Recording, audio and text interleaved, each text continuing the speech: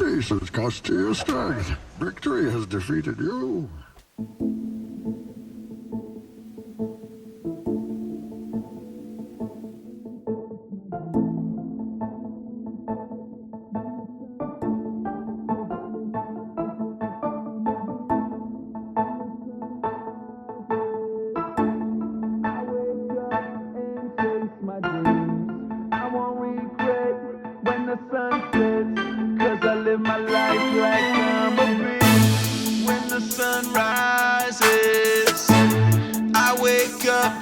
Chase my dreams. I won't regret when the sun sets, 'cause I live my life. I'm a motherfucking beast.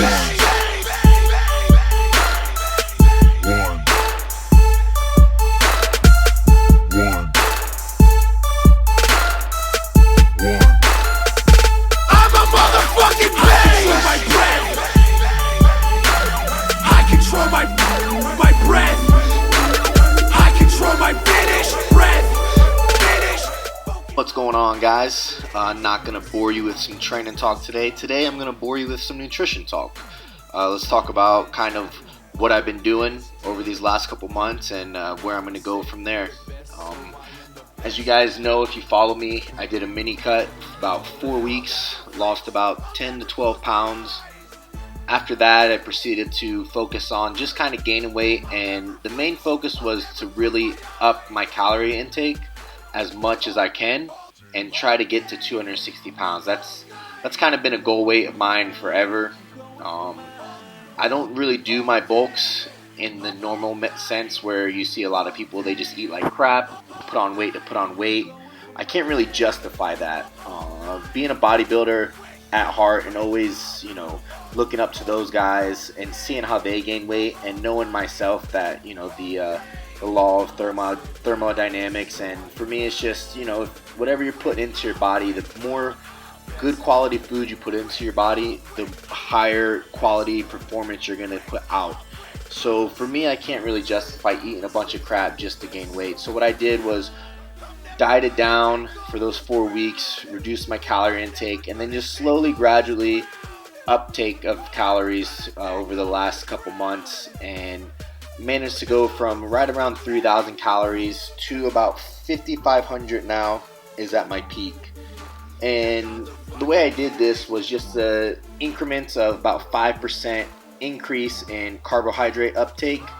Did that for a week. 5% increase in fat uptake. Did that for a week. And then just kept piggybacking back and forth, making sure that I was continuously gaining weight, trying to eat the best quality food, good food that I can, and just progressing from there to the point where I'm at now. As of January, I've been right at 5,500 calories, sitting at 253 in the morning, 256 at night.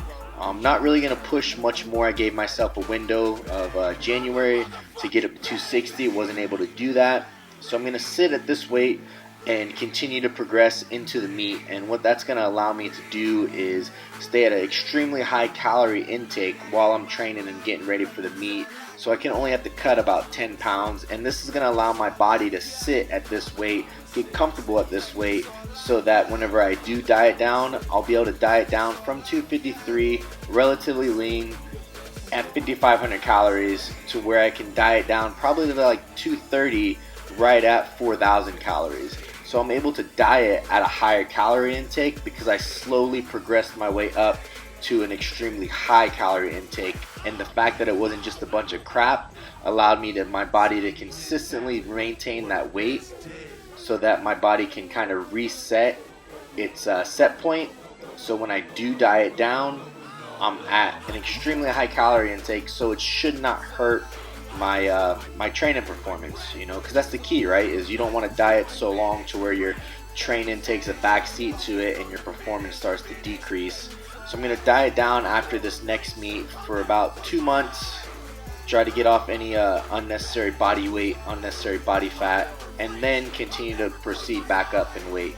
And I just kind of do this back and forth, so that I can get a little bit leaner, recompensate, a little bit leaner, recompensate, and just keep pushing through there.